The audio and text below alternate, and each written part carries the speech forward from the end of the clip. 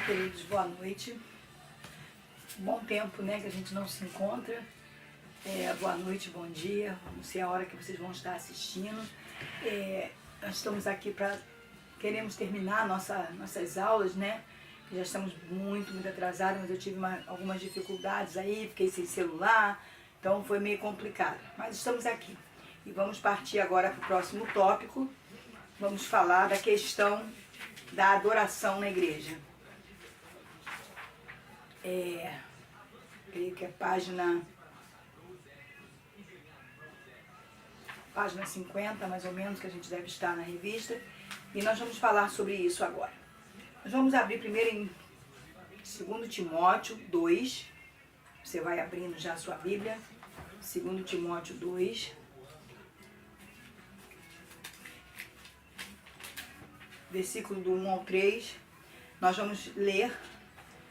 Antes só vamos agradecer a Deus, né, por esse privilégio, essa oportunidade que nós estamos tendo de estar aqui juntos, mais uma vez compartilhando a palavra de Deus. Senhor, nós queremos agradecer a Ti por mais esta noite, mais esse momento, mais esse dia que estamos vivendo na Tua presença, e queremos te pedir que venha trabalhar em nós com transformação, com mudanças através do ensino da Tua palavra. Que possamos não só nos formar, mas também sermos formados, sermos forjados pelo Teu Espírito através da Tua palavra, em nome de Jesus. Amém.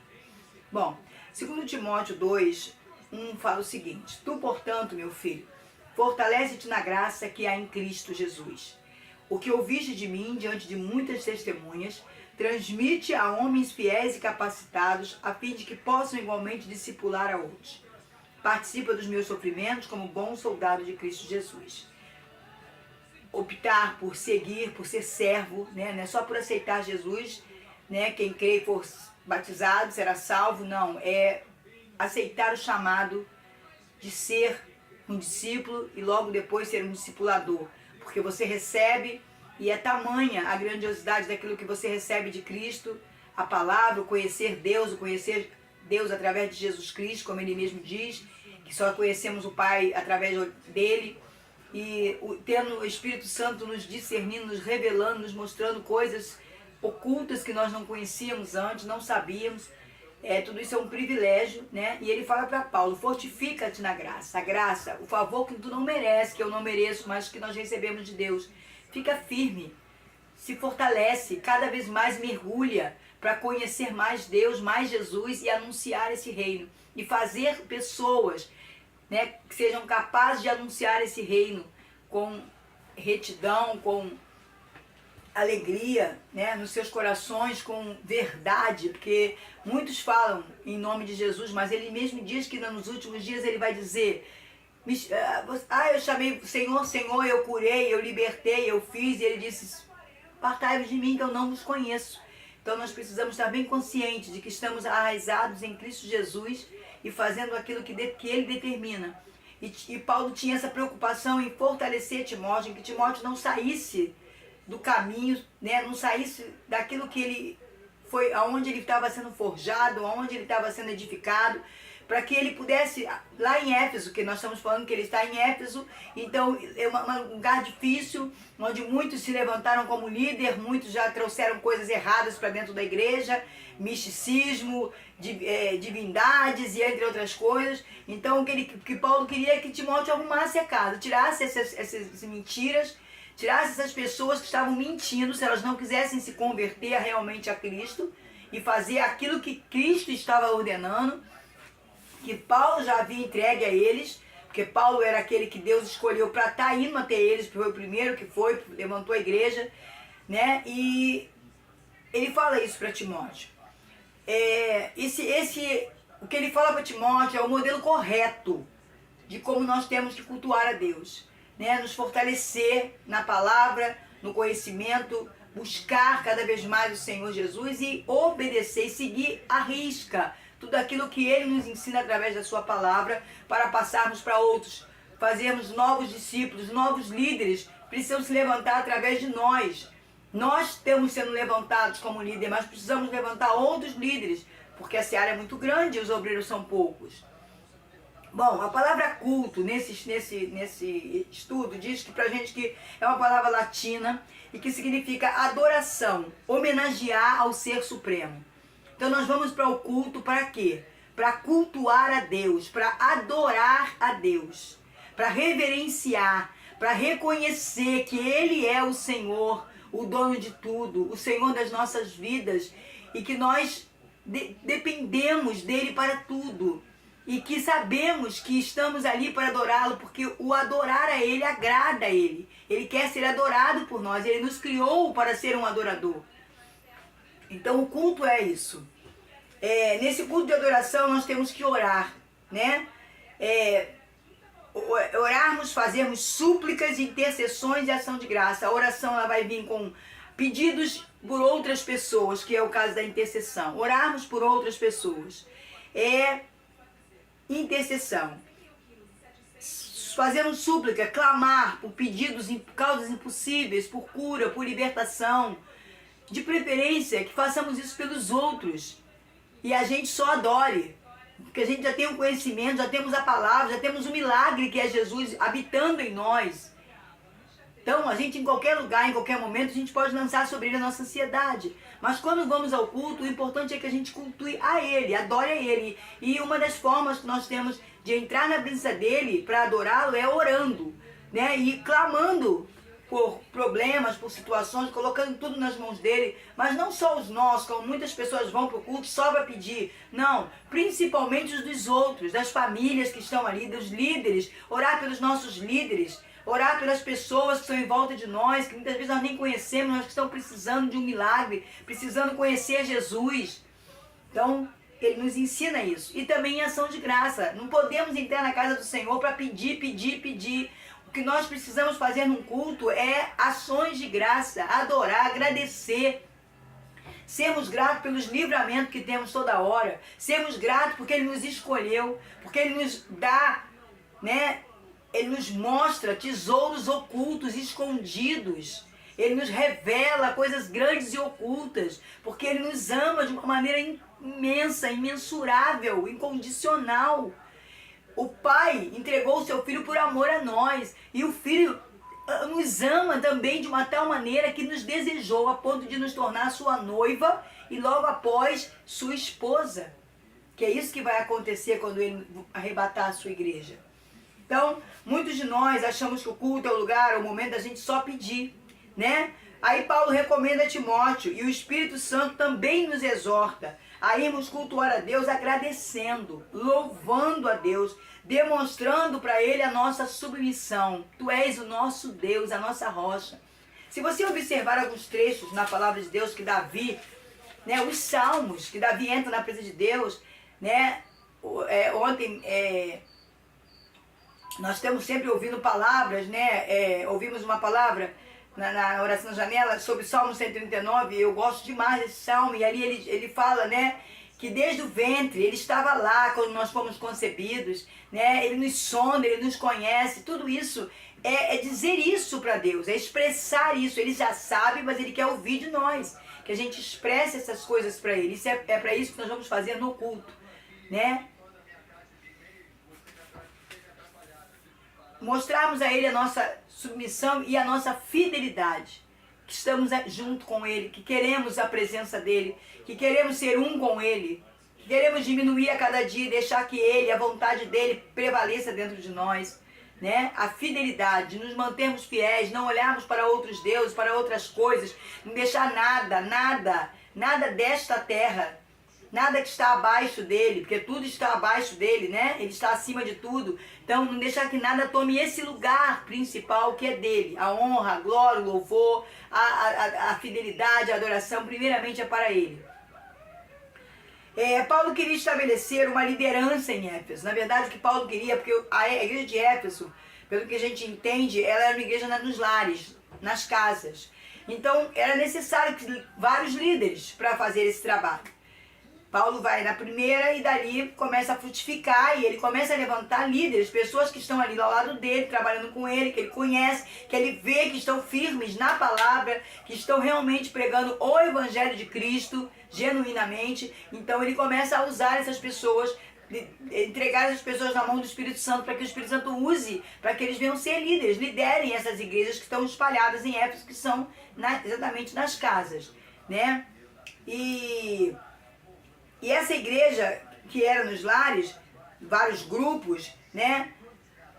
É que começa a haver essas divisões, porque nem todos os líderes vão ficar firmes, nem todos os líderes vão se manter firme na fé a Jesus Cristo, mas vão procurar artifícios, artimanhas, vão trazer coisas de fora para dentro da igreja, vão começar a ensinar coisas erradas para o povo. Ah, Paulo disse isso, mas não precisa fazer exatamente assim não, pode se dar um jeitinho. É assim que as coisas começam. Então, Paulo manda Timóteo a Éfeso para botar ordem na casa, para falar com aquelas pessoas, principalmente aqueles líderes que estavam desviando um pouco, que eles estavam errados, confrontar eles.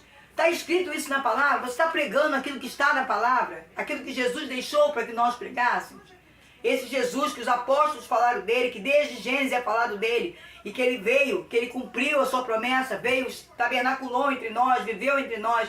Então Paulo queria que Timóteo cobrasse isso desses líderes.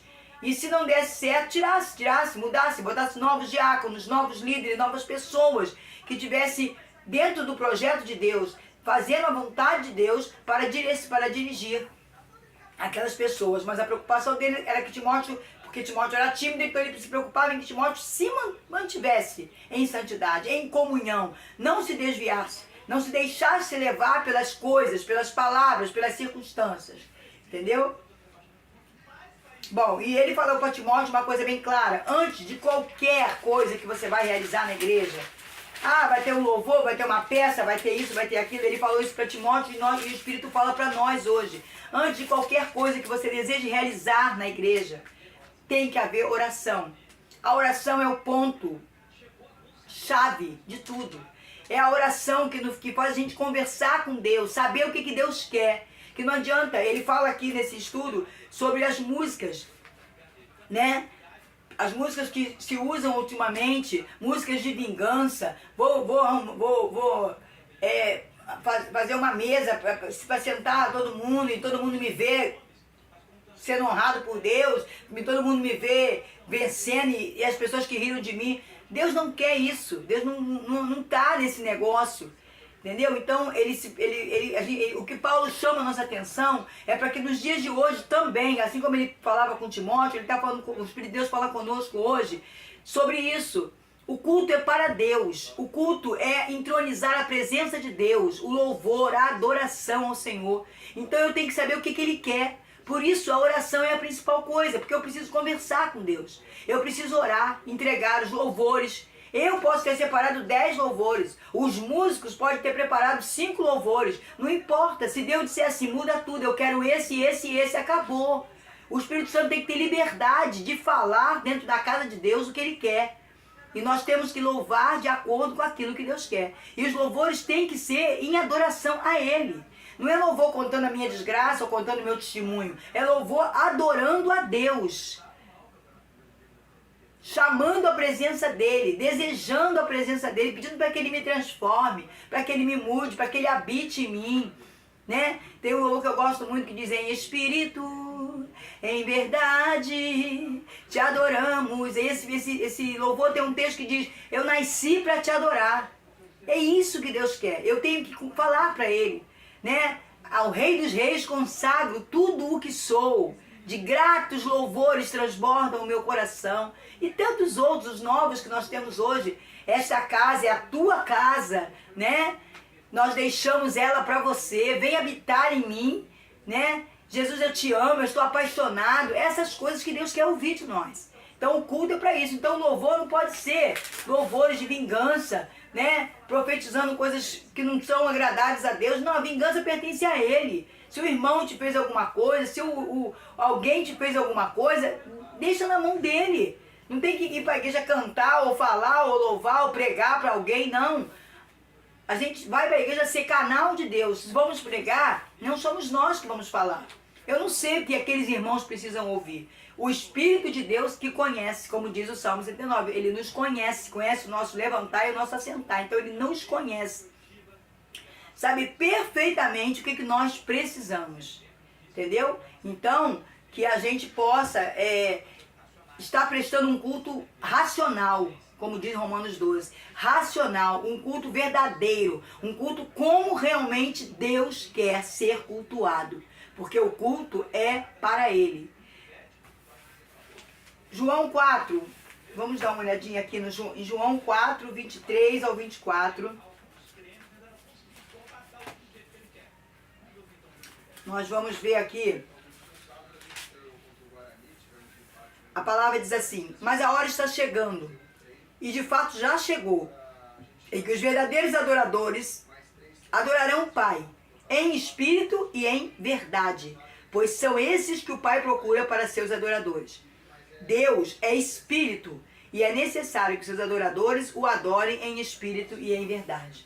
Então, essa palavra, ela vem no contexto da mulher samaritana, quando ele explica para ela, né, ela fala assim, mas disseram que o lugar de adorar é Jerusalém, e ele vai explicar para ela, vai chegar um tempo, e é esse o tempo, esse tempo que nós estamos vivendo, essa última geração, que eu não preciso tão somente ficar procurando lugares, não.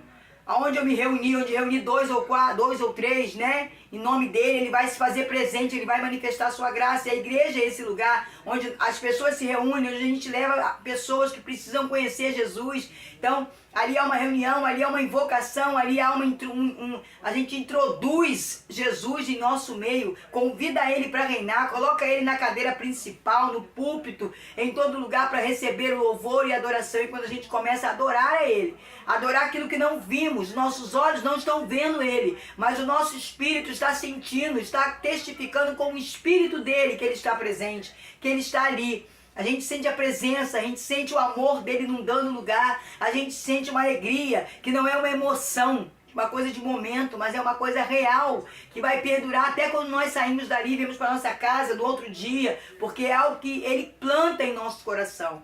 Então é esse adorador que ele quer, esse que o conhece, não está adorando um Deus que alguém falou. Pode ter alguém falado, a mulher samaritana vai para uma outra cidade, vai para a cidade de Samaria e fala para todo mundo, mas as pessoas vêm a ele para conhecê-lo. Então, importante é isso, o culto racional, adorar em espírito e em verdade. Você sabe quem você está adorando. Esse texto nos fala que Deus busca verdadeiros adoradores, pessoas comprometidas e consagradas ao Senhor. E que não esqueçamos que o culto é para Deus e com isso ele vai, se nós adoramos a Deus, entronizamos Deus, ele vai fortalecer a nossa fé através da palavra, vai realçar a comunhão da nossa alma com Deus e com o próximo, porque a gente vai se sentir feliz de estar ali junto com um grupo de irmãos que estão adorando o mesmo Deus, que estão buscando o mesmo Deus, e ele vai se manifestar a nós, ele vai se revelar a nós, né? E também prestarmos um serviço incondicional ao Criador, como diz em Romanos 2:1, nós já falamos aqui. Vamos dar uma olhadinha?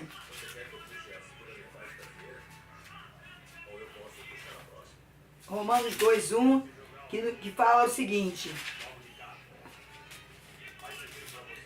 Pulei a folha aqui. Portanto, és indesculpável, ó homem, sejas quem for, quando julgas, porque a ti mesmo te condenas em tudo aquilo que julgas no teu semelhante.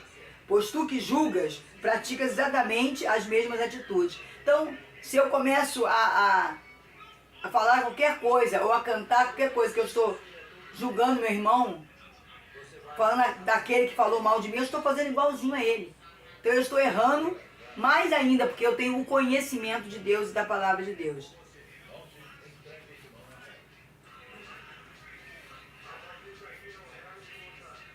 Perdão, eu li Romanos 2, né? É Romanos 12.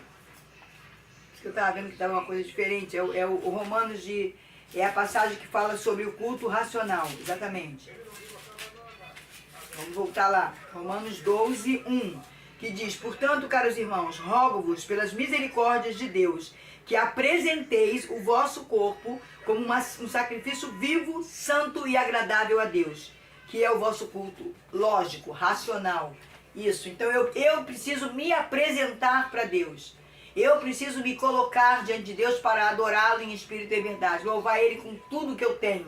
Com a minha alma, com o meu corpo, com o meu espírito, né? O meu corpo pode expressar a minha adoração através da boca, dos olhos, das mãos, do ficar em pé, do ficar sentado. A gente vai falar sobre isso. Para conhecermos uma igreja, se você quer saber como é que é essa igreja, você vai conhecer através do louvor e da palavra. Da oração, se essa igreja tem oração, se essa igreja tem louvor a Deus verdadeiro e se tem palavra. Qual é a palavra? É a Bíblia, é a Escritura, é aquilo que Jesus deixou para nós. Então, essa é uma igreja de Cristo Jesus.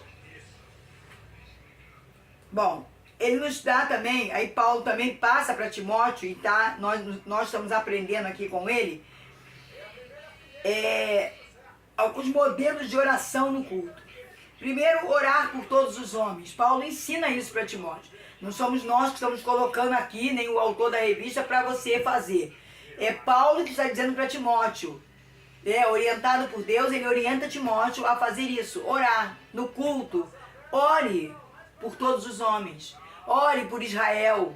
Né? Que a palavra diz que nós devemos orar por Israel, para pedir paz para Israel. Ore pelos irmãos que estão longe, que estão nos campos de batalha, que estão em lugares onde a pregação não é permitida. Ore por aqueles que você não conhece, pelos inimigos, que você julga inimigo, mas sabemos que ninguém é inimigo, carne ou sangue não é nosso inimigo, né? Então, ore por essas pessoas que falam mal de você, que fazem mal a você. Ore por essas vidas, para que elas venham ter os olhos abertos e conhecer esse Deus que hoje você conhece, né? E é uma das principais coisas, orar pelas autoridades. A gente vive falando mal de governador, de presidente, de prefeito, não importa quem esteja lá, quem está lá foi Deus que constituiu. Ah, mas eu votei, você votou, mas foi Deus que permitiu. Então, se Deus permitiu, o povo também pediu um rei na época de Samuel. Samuel ficou arrasado, porque eles tinham Deus como rei, olha bem. E eles pedem um rei humano só porque os outros têm. É a mania de olhar para a casa dos outros e querer o que os outros têm. Nem sempre o que os outros têm é bom para mim. Deus prepara o que é melhor para mim, cada um tem a sua porção. Então aí o povo vai e pede um rei. Aí Deus pega um rei que tem a aparência que o povo gosta. Saul, um rei bonito, um rei forte, um homem que ia guerrear, ia vencer as batalhas, né? Um homem de uma estatura privilegiada. Então Deus dá exatamente aquilo que eles queriam. Por que eles não aceitam Jesus quando Jesus vem? Porque Jesus não tem essa aparência. Esse visual que os nossos olhos desejam, carnalmente falando, né? Jesus vem para nos mostrar algo maior, que é o Pai, o Espírito, Deus Pai, Deus Filho e Deus Espírito Santo, para nos conceder o reino do Pai, o reino de Deus, não esse reino dessa terra falida. Então as pessoas não aceitam, eles queriam que Jesus viesse também, igual, montado num cavalo, com espada naquela época, matando todo mundo, não era isso. Não é exatamente isso que Deus quer mostrar para nós, está chamando a nossa atenção. Então, ele pede que a gente ore pelas autoridades. Pare de falar mal e ore. Ore por todos. Não importa se você votou nele, se não votou nele, se vai votar em outro. Não importa. Ore. Peça a Deus que os abençoe. Deus os constituiu. Eles estão lá com permissão de Deus. Porque o homem pode votar. Mas se Deus não quiser, Deus tira da terra. Já fez isso. Teve presidentes nossos aí que morreram antes de tomar posse. Então, se Deus não quer, Ele tira. Então a gente precisa entender isso. Ele é soberano. Então ore pelas autoridades, peça a Deus que nós possamos ter paz. Eu sei que nós estamos chegando no final das nossas jornadas. Deus vai nos tirar dessa terra. Mas enquanto estivermos aqui, que nós tenhamos a bênção de Deus sobre as nossas vidas. E desejamos essa bênção para todos. Né? Por que nós vamos orar pelas autoridades? Para obter vida tranquila e pacífica, agradar a Deus. Né? Claro que nós não vamos ter aquele mar de rosa. De forma alguma, porque não existe aqui na terra mar de rosas, né? Mas nós pelo menos vamos ter uma vida abençoada, porque Deus está no controle da situação e se agradando de que a igreja está orando pelas autoridades. Porque esse é o papel da igreja. O papel da igreja não é julgar, fazer conchavo com um com o outro. O papel da igreja é orar pelas autoridades, né? Foi isso que Deus nos chamou para fazer. Orar por todos os homens, orar por todos os grupos, classes. Dá licença um instantinho, deixa eu tirar o casaco. Eu não tenho que ficar tendo grupos. Eu só vou orar pelos evangélicos, só vou orar. Não, eu tenho que orar por todos os homens. Pedindo que a salvação entre em todos os lares. Pedindo que a bênção, a paz de Deus alcance todas as pessoas. Esse é o propósito. E era isso que Paulo falava para Timóteo, porque isso é que agradava a Deus. Então o líder deve orar como? Com súplicas, que são as petições, como nós já falamos, as coisas urgentes, as necessidades, não só dele, mas principalmente do povo, das pessoas. Pedir por necessidades espirituais, que nós possamos crescer, que nós possamos nos envolver mais com a obra, com o Evangelho, falar mais do amor de Deus e fazer o ID com mais excelência, com mais eficácia. É isso que nós temos que pedir. Pedir mais sabedoria, mais consagração, nos consagrarmos mais, né? Isso é o que nós devemos pedir. Crescer, para crescer espiritualmente. Porque a gente se preocupa muito em pedir pelas coisas temporais, as coisas desse mundo. Mas nós precisamos nos focar também, principalmente nas coisas espirituais. Fazer intercessões, que é orar pelos outros, estar sempre entrando na brecha, orando, buscando. Porque alguém está doente, vamos orar. Alguém pede oração, liga para você, você esteja orando. Esse é o papel do líder, orar, interceder por pessoas. E, como eu já disse, ações de graça, ser grato, ensinar o povo a ser grato, ensinar o povo a gratidão. Muitas vezes as pessoas entram na igreja quebradas, falidas, sem paz. Às vezes tem situação boa, mas está sem paz, sem alegria, né? Casamentos acabados, e Deus restaura, Deus faz coisas grandiosas, e daqui a pouco essa pessoa está longe de Deus, ou vai para o culto de vez em quando, ou vai para o culto só para cumprir o compromisso de ir, mas não tem mais comunhão, não tem mais intimidade com Deus. Então nós temos que levantar isso. O povo precisa ser grato, o povo precisa a cada dia reconhecer o que Deus tem feito nas suas vidas.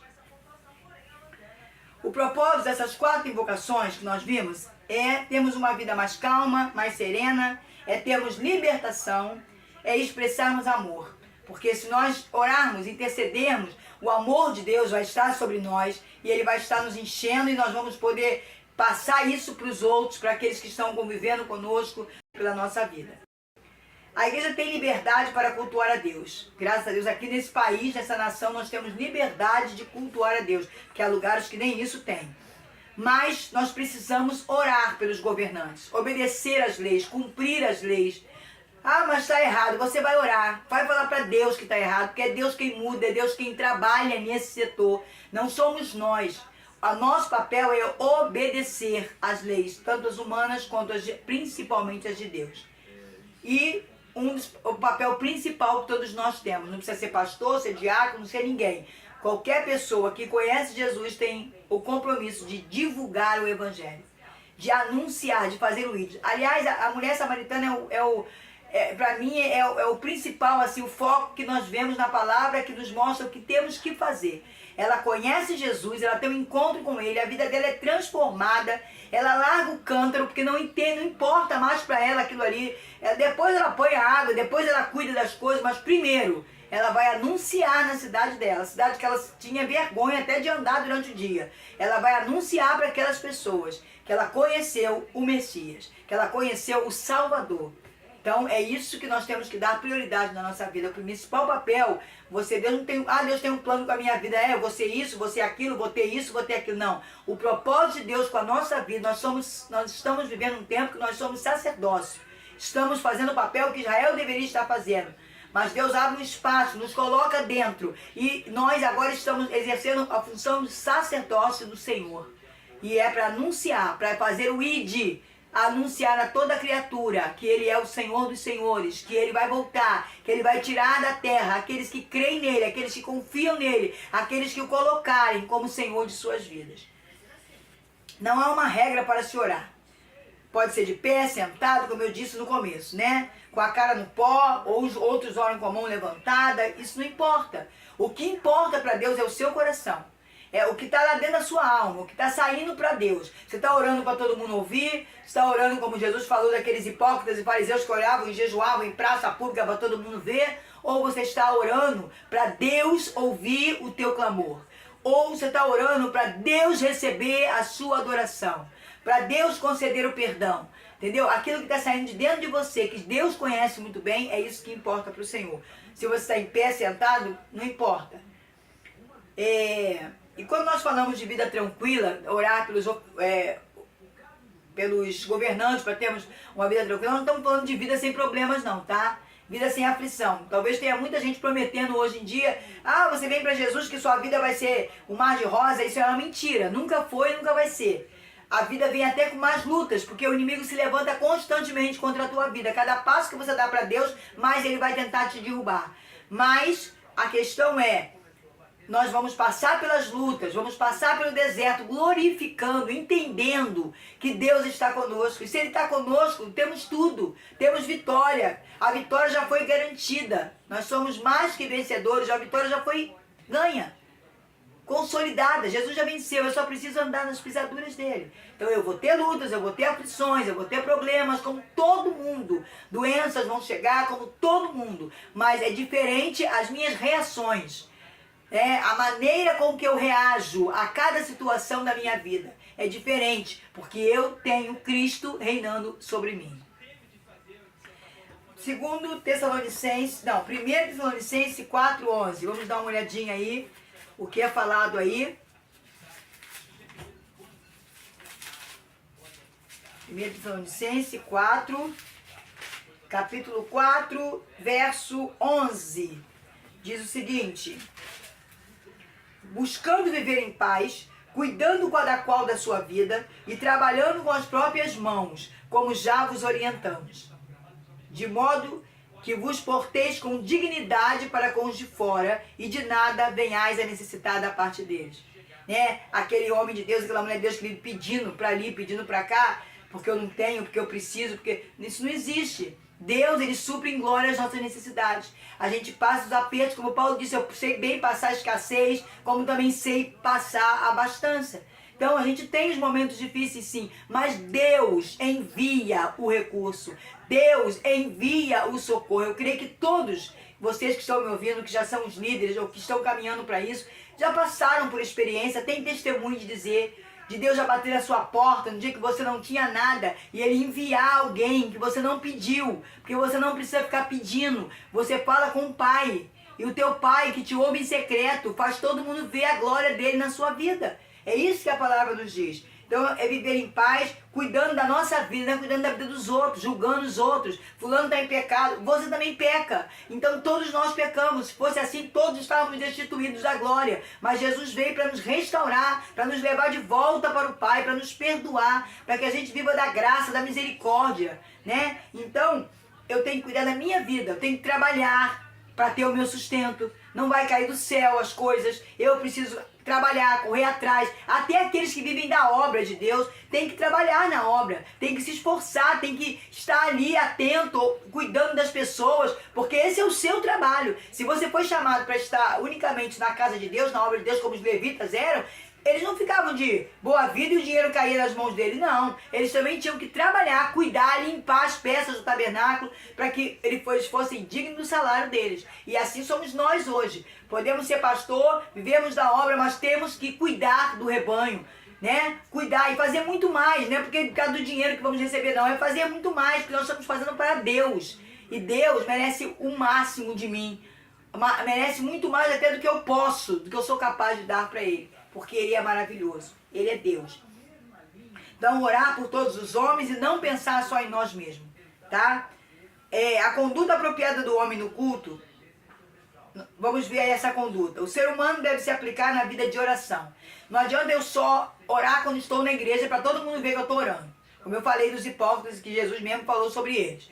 A questão é eu ter uma vida de oração na minha casa, eu ter um tempo com Deus, eu ter um momento com Deus, eu poder orar, conversar com Deus, ouvir sua palavra, ver o que Ele está falando comigo naquele dia e essas coisas mais.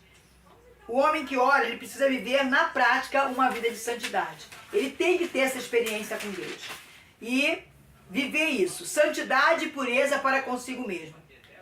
Não é para os outros ver, eu tenho que saber se eu estou me santificando, se eu estou buscando, se eu estou tentando não pecar.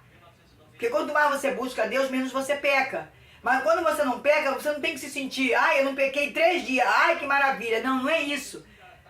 Já está pecando nisso. Porque nós somos inclinados a pecado, a nossa carne.